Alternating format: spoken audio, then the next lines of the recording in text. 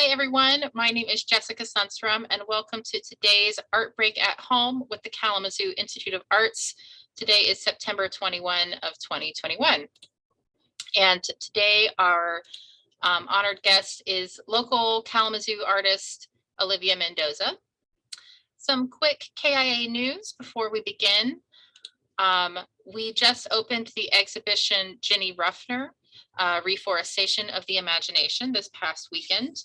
And this program is related to that in that Olivia Mendoza is a botanical illustrator, among other things, and the exhibition Ginny Ruffner, Reforestation of the Imagination is about plants and botany, and there are some illustrations from Ruffner of her watercolors of her imaginary plants. We have another exhibition opening this upcoming Friday called Todd Gray, Crossing the Waters of Space, Time, and History. Sorry, I meant to say Saturday if I said Friday.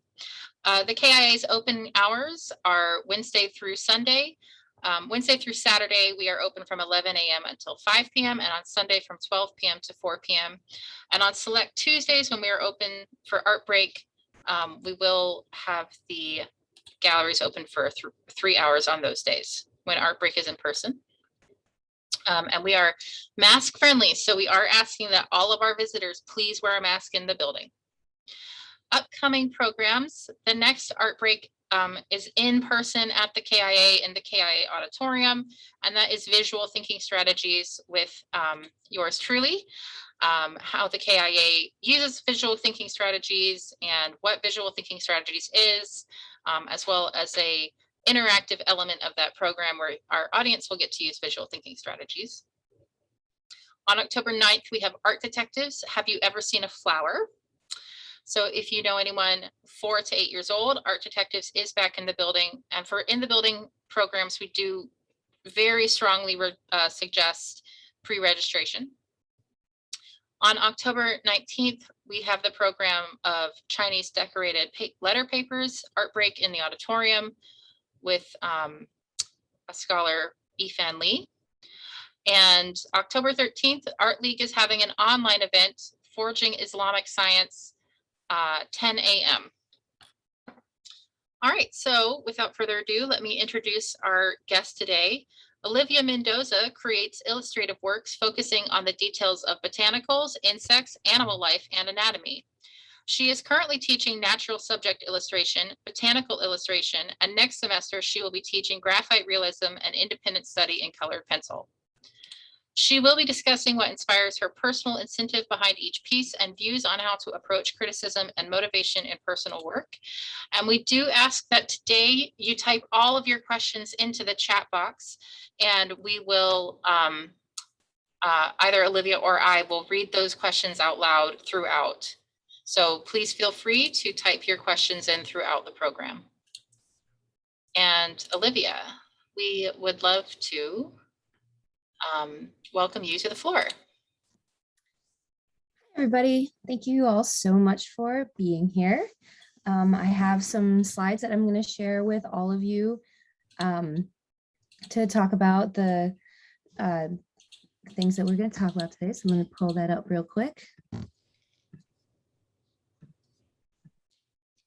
Whoops. At the beginning.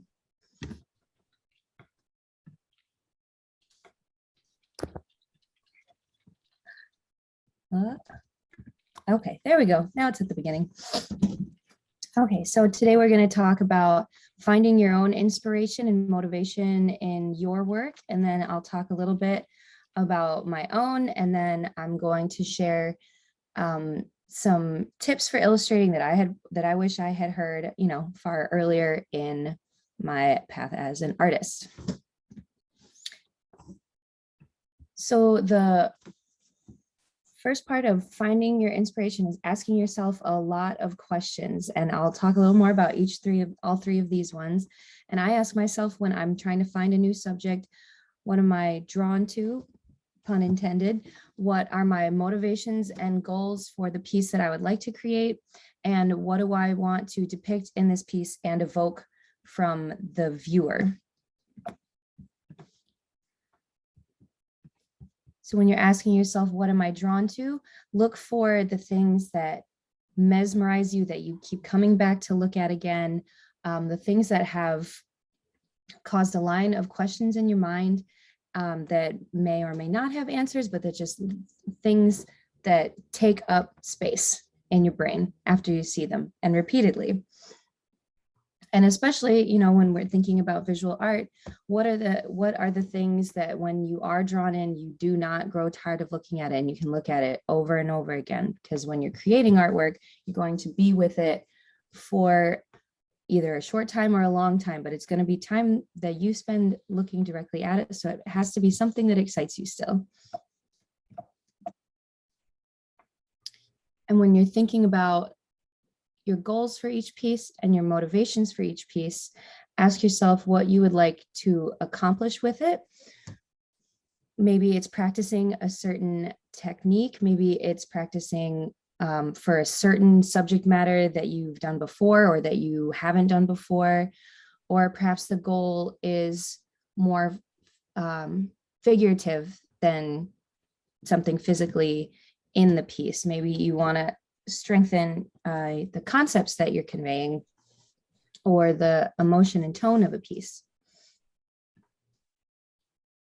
And after you've found your subject, after you've understood what you want to do with your subject, then ask yourself how you'll handle the subject in your work that will answer all the questions prior. So what elements in the piece will meet the goals and the motivations? What is going to depict what you want to depict, and what components feel critical? And that includes, you know, the style that you're using, whether it be, I do a lot of realism, but perhaps realism is not going to convey what you would like to convey. Whichever medium you choose as well, the composition of the piece as a whole, these are all things that, you know, you can choose various options to reach the goals that you would like to.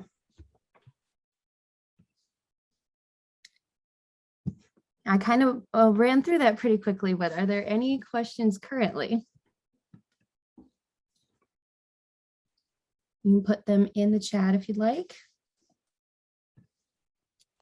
And if not, we will continue moving. Olivia, can you give an example? An example, Julian, do you mean an example of finding inspiration, or an example of what? Of why you choose? I was just wondering, in your work, an example of why you chose an element or a technique in order to convey an emotion or a particular thing in your work. What might be an example for you? Sure. Well, actually, that does bring us to the next segment. So thank you for the very smooth segue for me.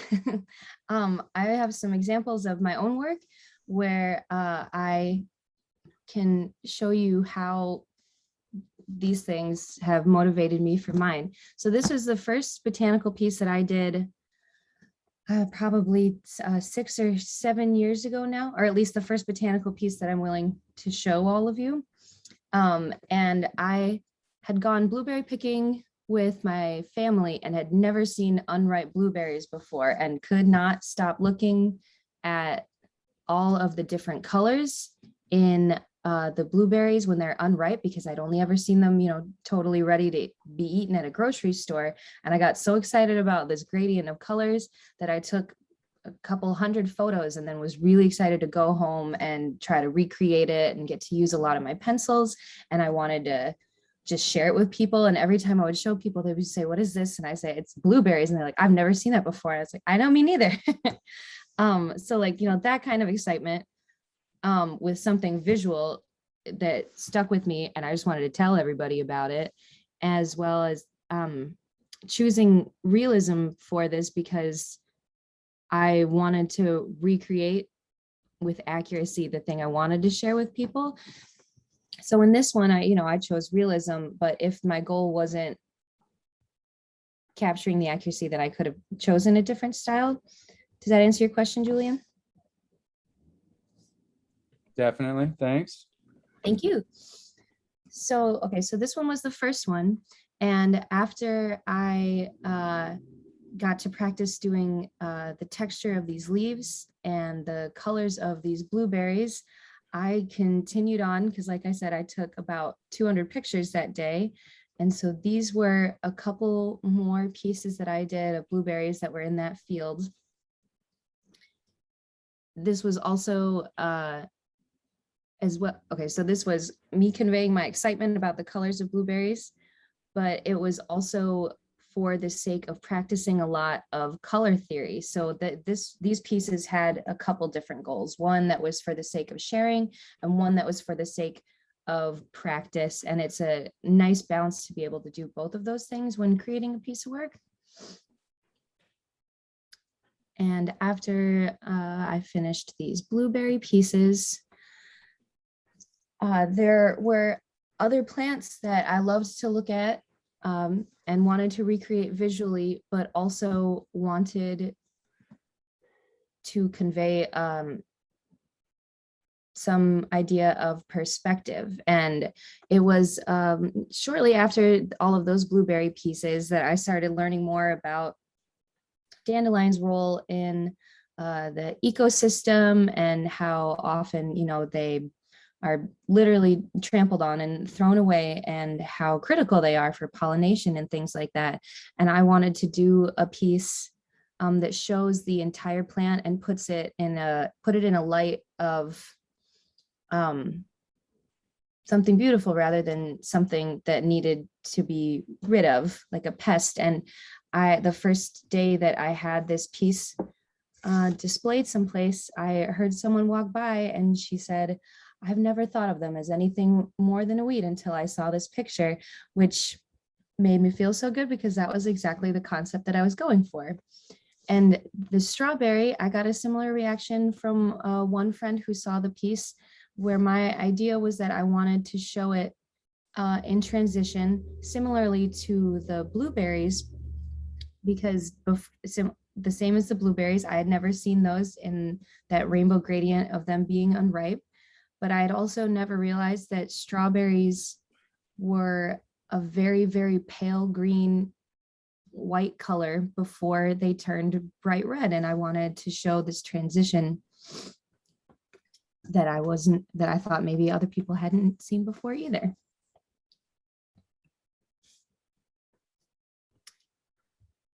So those last ones were, goals in a certain perspective on those plants.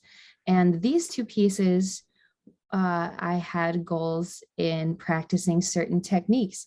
This orange branch on the left, I took a photo at a botanical garden from an orange tree, and had to really fight my way through all of the leaves to find just what was coming off of this one branch. So the composition of the leaves on the left was a challenge for organizing with my eyes, how to get these leaves singular and visible.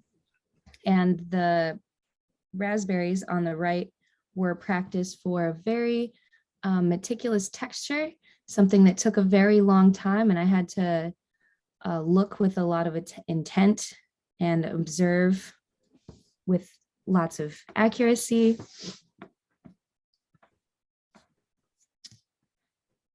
And also, when I apply these things to commissioned work or pieces that are made not for me personally, but for other people, I'm trying to find the center point between what has been asked of the piece and what my personal style will lend to it. This piece of these peonies was a request for someone's birthday. A client of mine that I've made work for before wanted to create this piece for a friend of hers who's also bought work from me before. So I already knew what kind of things they liked about my own personal things. And what concepts had resonated with them from my work. So I wanted to show these peonies in its beginning stages and its resulting stage. So that is why I made one bud on the right and one full bloom on the left, especially around a time for a birthday where you are reflecting and thinking about growth and all of that. As well as I think that for the composition, it was nice to have more than one texture for the flowers. We have something a little more circular and smoother, and then on the top, something with more ruffles and fullness. Okay, and the piece that some of you may have seen that was in the catalog and has been used for some promotions. This piece I created at a botanical residency earlier this year at the Oak Spring Garden Foundation, which is a working farm, a former residence of Bunny Mellon, as well as a perpetuant of the arts and a lot of ecological programs. And on the property, there was a formal greenhouse, like I said, formerly Bunny Mellon's. And I took the photos of these plants all on the same day in early April, hence the title. And this one probably had the most reasons going into it compared to all the other ones, as well as being the biggest and the most complicated. And my main motivation behind this piece was to show the various stages of these flowers that were happening simultaneously and adjacently. These California poppies, which are these white flowers on the top left, had some flowers that were in full bloom and already ready to start wilting sometime soon, and buds that had not opened at all. So that one was very much in two different states at the same time. And these tulips on the right, these red flowers, had already started to dry out and wilt. And you can see a bit of the curling on these petals. And the day that I arrived at Oak Spring Garden, those tulips had hardly opened at all, and only a couple days had gone past between then and me taking these images. So I really wanted to capture these tulips before they had gone all the way out. And the snapdragons in the center here, the pink flowers that are hardly opened at all, were also at a very early stage, especially compared to the tulips, which were already on their way out. These snapdragons, one of them had hardly produced these buds and nothing was open. And when those flowers are fully open, they look like big cones of cotton candy once they all have bloomed. And I wanted to show how early these ones could be compared to how late the other ones already were. I also had just gotten a new set of 120 Faber-Castell pencils and wanted to use as many colors as I could. So I took photos of almost every flower in that building and was looking for all the reasons that I could use all the new colors I'd never used before. And that's about it for that one. Do you have any questions currently? I did see a hand raised in the chat.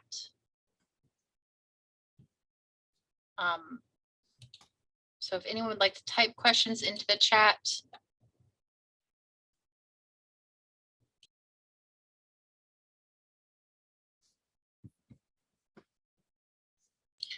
And you can also type questions as they occur to you, and then we'll read them during the question portion.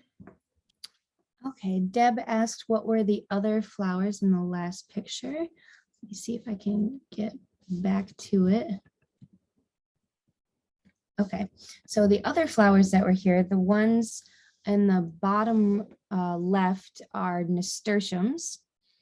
And I picked those ones because the leaves kind of look like vertical lily pads, and I was really excited to draw those ones. That one was another challenging technique. So this piece basically had every motivation that all the pieces before it also had. The bottom center flowers, the light blue ones, those are lobelias. And on the right, those are another variety of poppies, very different from the California poppies that are in the top left, but I can't remember their Latin name right now. And believe that the one that's on the left underneath the California poppies are corn lilies, if I remember correctly. There was some debate with the gardeners at Oak Spring Garden. One of them was also fairly positive that it might have been the top of a kind of onion that made its way into the glass house. Olivia, we have, what are the principles of composition that you used in early spring?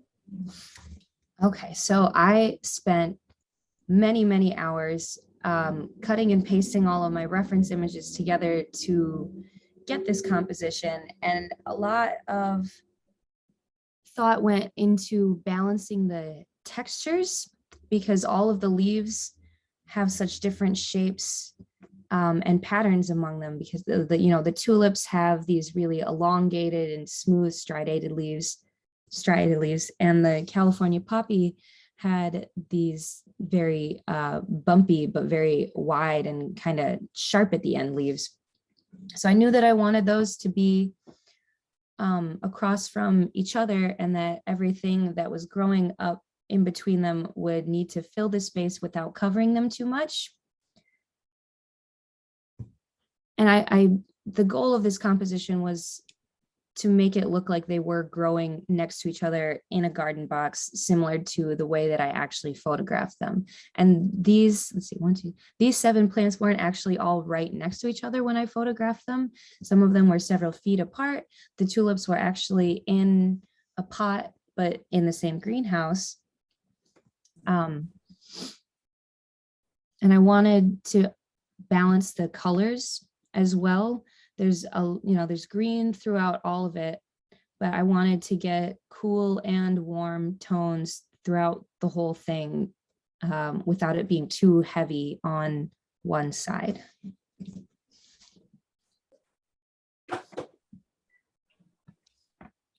Okay, and then Julian said, you seem interested in transitions. Is there something that changes in you while you are working on these artworks?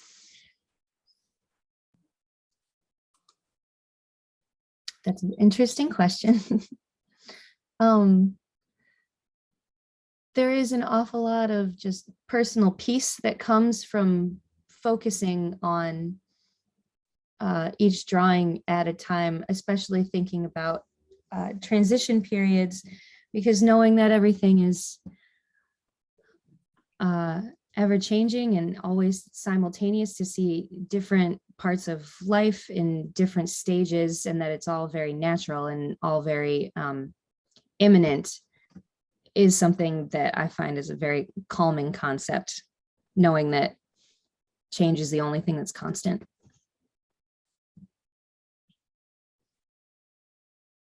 Do you have any more questions?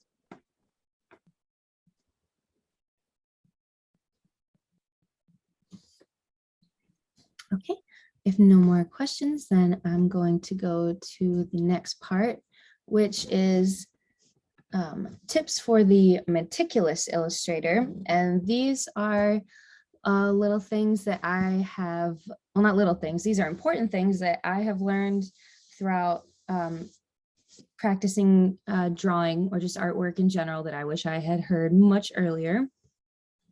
The first one, which is something that comes prior to actually hitting the ground running with your work, is understanding your organizational needs, figuratively and materially, like knowing which steps you would like to take first, what's going to be work that you do first that takes more of the stress out of the next steps. So this image that I have here, this is the line drawing that I started with for the last piece that I showed you, next to the color chart that I made out of that new set of pencils that I mentioned, so that I could look through the colors that I had available and make test gradients and palettes for the piece that I wanted to make.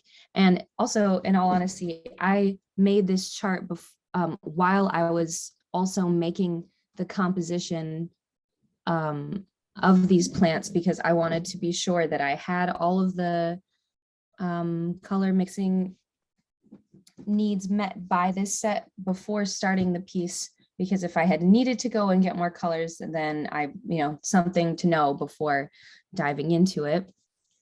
And you can see from my line drawing that I tried to put a pretty significant amount of detail into each plant, which helps me further when I am laying in the coloring and the shading, of not having to improvise any of the composition. And I had everything centered, which is something that I do, but maybe it's not for everybody. I had everything centered exactly 3/4 inch away from the edge on all sides, so that once it went into a frame, everything was as balanced as it could be.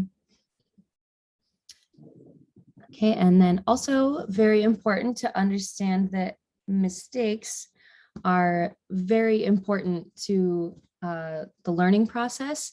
Every time I would have a bit of a meltdown about something that I realized was wrong about a piece, or, looked back and thought to myself, why didn't I do this first? Or why didn't I think about this beforehand? And each time that would happen, make a note of it mentally. And for the next piece, that wouldn't occur again. But also if it's, a quote mistake that you're making, if it's something compositionally, if it's something technique wise, trying it once and knowing that it doesn't work for you also helps you explore new options and try to problem solve in various creative ways.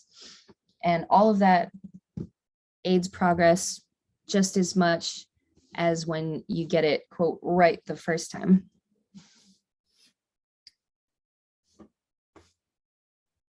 Also, this piece took me probably somewhere between 200 and 300 hours from the point of taking the first reference photo and walking away from it and saying, okay, I'm not going to draw anymore. And throughout that, I very much came to terms with knowing that resting is just as much a part of this process as the actual work that's going into it. And so I believe that rest is a prerequisite and not only a reward to the work that you're doing, because if you're rested and you're fresh, then the work is going to be a lot more productive than if you are exhausted and doing it out of obligation. And then lastly, when asking for criticism, first of all, I would find a source of criticism that you trust very much. I only have a handful of people that I ask, and I ask them all different questions for different reasons of why I value their input on things. And as someone that went through a lot of college critiques where it's just a big room of strangers telling you what they think about your work, I don't find that very productive to creating the kind of work that will personally fulfill your own goals. And when you do ask for criticism, ask it with pointed questions of how you're thinking about your piece. Like, when I was making this composition for the piece pictured, I was asking people, like, does the balance seem right? Is there something, because I've been looking at it for so long that I need a fresh pair of eyes to look at it and see if something feels too heavy on one side or too light on the other side. So when you're thinking about criticism, you have to ask yourself questions first. And if you don't have the answers to those questions, then go and find a trusted source that can answer those questions for you. And then, so overall, my main point is that if you put thoughtful intentions into your work, it'll fulfill your needs during the piece as well as make a good piece of art. Do we have any more questions? Okay, I see a question that says, do you have to make the pencil lines faint and then erase later, or do pencil lines stay in the work? So in my work, I erase the pencil marks before the colored pencil goes in. So I do start very light-handed with my graphite pencil. I do know some artists who will leave the line work in there, which is a style choice, but I take all of my graphite out before I lay my colored pencil down. Okay. And Jillian asks, do you usually use a photo to draw from, or do you sometimes draw from life? Are there differences in how you perceive the colors in the two approaches, and does this matter? I think there's a lot of value to drawing from life or drawing from reference photos. I use reference photos most of the time because the pace that I go at is very slow and meticulous. And if I try to do that sitting in the same place with a live plant, it might wilt before I'm done, or the light will change. But that's how I practice my own work. But there is a lot of value in drawing from real life, which I've done at some gardens in some places out in nature before, but not with the same super attention to detail, because in those scenarios, I'm going for a bit more of speed rather than meticulous accuracy. Okay. I have a question that says, what are your preferred materials, favorite colored pencils, for example? I wonder if I have any of them right next to me. So I use two different brands. One is Prismacolor colored pencils, and the other is Faber-Castell Polychromos pencils. All of the pieces that I showed you before the early April were all done in Prismacolors, and the last piece I showed were done in Faber-Castells. And I like both of these brands for lots of different reasons. The Prismacolors have 150 pencils, which has a lot of variation in hues and depth and colors in general. And they're easier to find, so I buy a lot of those. I cycle through them a lot. And the Faber-Castells have 120 colors with a lot less variation of, like there's not really pastels and there's not really super deep colors, but those pencils are made to be mixed and blended with lots of layers. So what they lack in the variation, they make up for with the potential for variation, because you can mix these colors together so much. Okay, and then what are your future artistic plans, goals, hopes, and where can we find your work?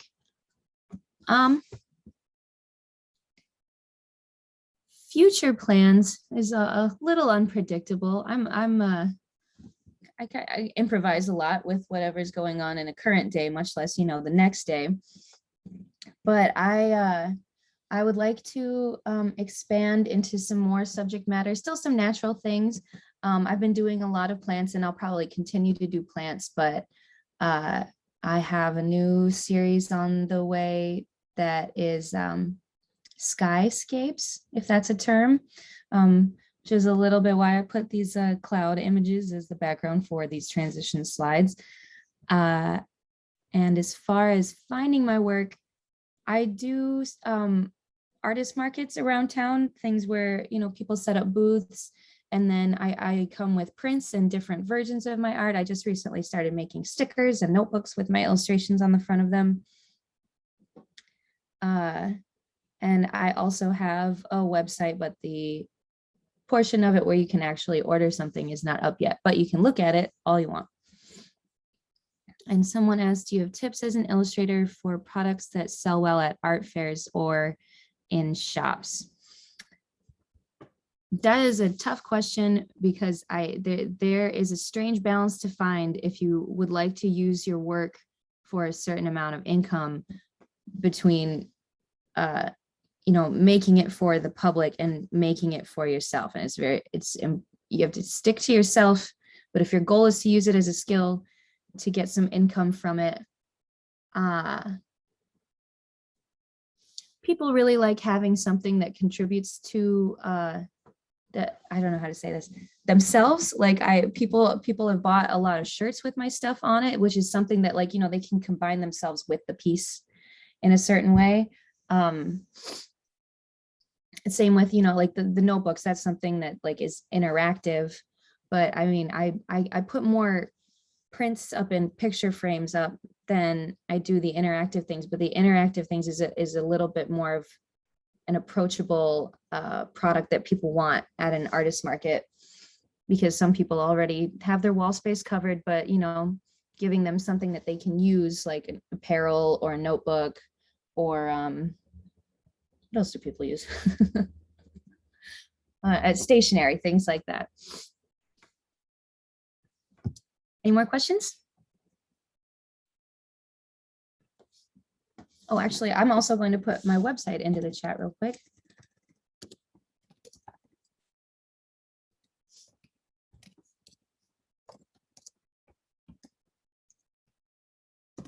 It is oliviamendozaillustration.com.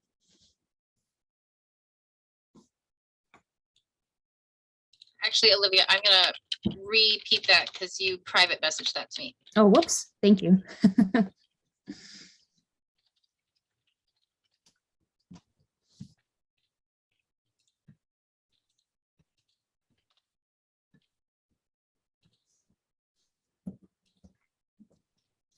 Okay.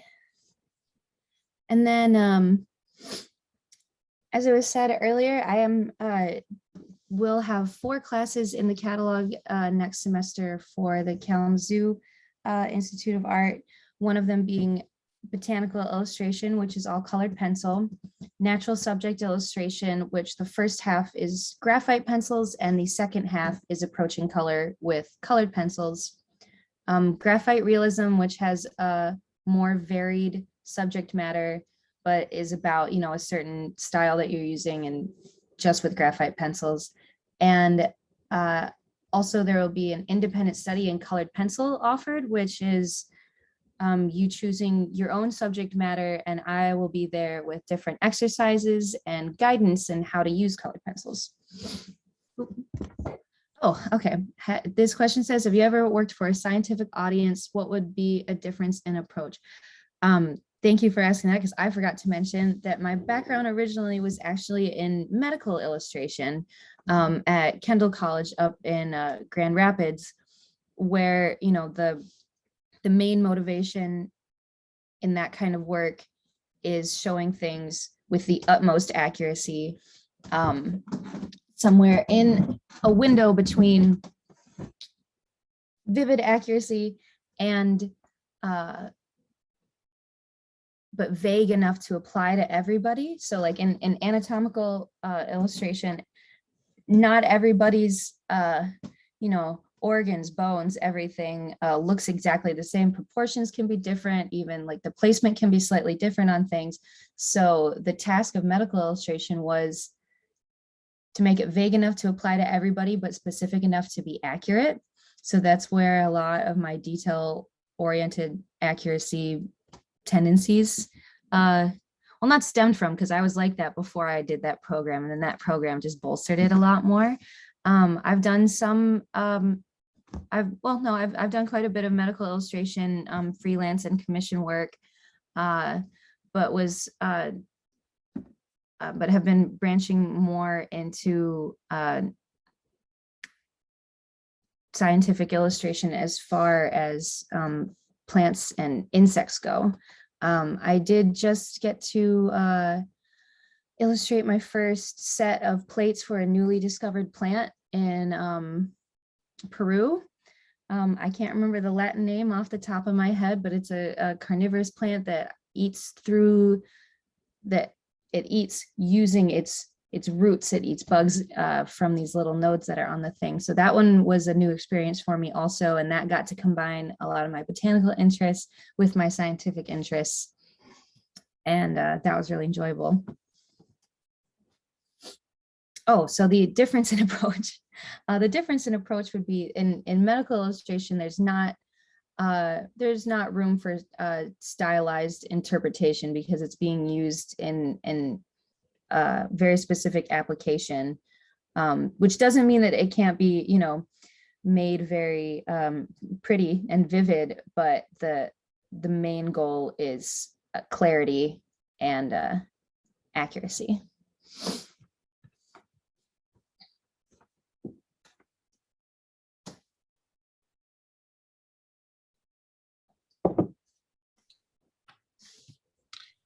There have been some really great questions. We do have some more time, so if anyone does have more questions, we would love to hear them. Can we see the picture of the Peruvian plant sometime? Yes, actually, it just got published about a month ago. Finally, I finished it in January and the publication just went through. I will screen share it in just a second. Olivia, how did you get involved in that project? So a bit of luck, honestly. I am in a Facebook group for botanical illustrators where you either share your own work or you can share other people's work, and everybody, you know, just a place for people to share things that with each other. And someone posted in that group that was a nature guide in Peru and said that him and his botanist friends were working on a publication of a plant that he had discovered, and they were looking for an artist to do their illustrations for them. And so me and several other people applied to it, sent over portfolios, and then that ended up working out for me. And I will find it.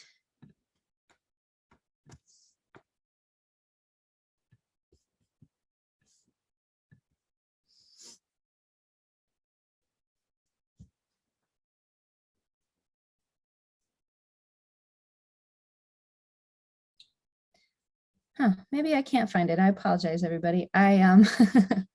Although if you do go to my website or my Instagram, I'll have a link posted to the actual published paper, as well as the images that I created for that publication.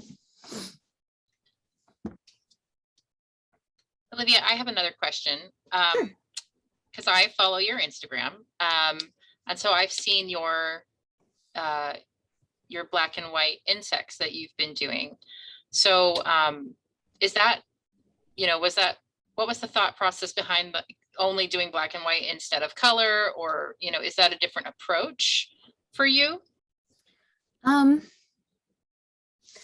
So here, I'll screen share and show some of those real quick as well.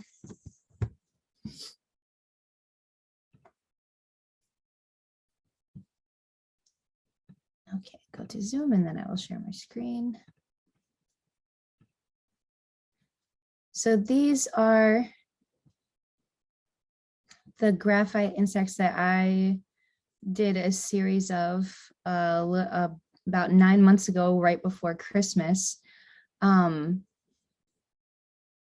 all honesty, I wanted to create a new series before Christmas came around and panicked a bit, and graphite goes a little bit quicker for me than colored pencil does. And I was only planning on doing a couple, and then I thought to myself, I'd really like to do an entire set. So similar to a lot of the botanical ones that I was talking about, some of these were me trying to practice a certain technique, but with a subject matter that I wanted to share with other people. So this top one is a carpenter bee, and the reference photo came from an entomologist in Germany that told me that I could use his image. And this was a practice in symmetry, as well as a lot of light reflection, because this carpenter bee was very shiny and had an awful lot of texture in the wings. And it was those same things in a lot of these. This tiger moth on the left with the stripes gave me a lot of trouble, because it was actually a lot more labor intensive to create fur on every square centimeter of this thing than I thought it would be. So I suppose thinking back with these ones, because I was creating them for the sake of a time crunch, the motivation behind this bug series was masochism, with a little bit of growth and practice.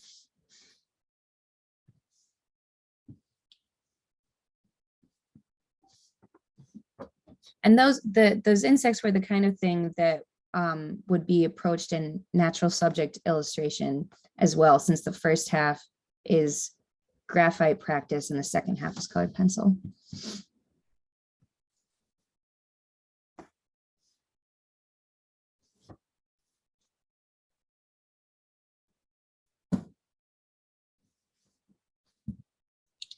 Olivia, I have a question for anyone that might be interested in taking a class with you. Mhm. If someone wanted to take a class with you, is it open to all levels, or is it prerequisite beginning drawing, or what would you recommend? I would recommend having prerequisites of drawing, but by that I mostly mean enough practice that you don't feel very disoriented when you first get there. Like figure out, your intentions of what kind of work you want to make before coming in. But I do very much try in each class to find where each student individually is at with their work, and talk with them one-on-one about that, rather than apply lessons to the whole class that might find people where they are, or might be before or after where they are in the progression of their work. So I try to personalize everything quite a bit. And everybody starts somewhere. So I don't, I try to discourage any idea of a student coming in and saying that they're really bad at it, because being bad at something is the first step to being really good at something in the first place.